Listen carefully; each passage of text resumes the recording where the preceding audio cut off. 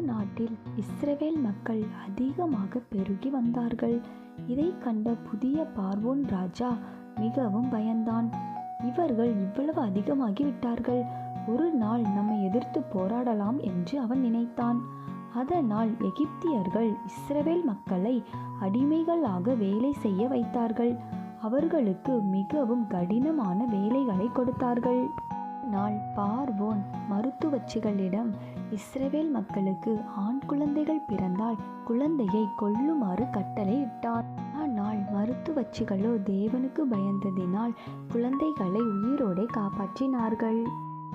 இதனால் தேவன் அவர்களை ஆசீர்வதித்தார்.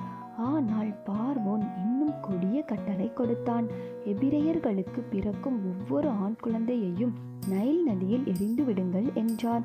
இஸ்ரவேல் மக்களின் வாழ்க்கை மிகவும் கடினமாக மாறியது.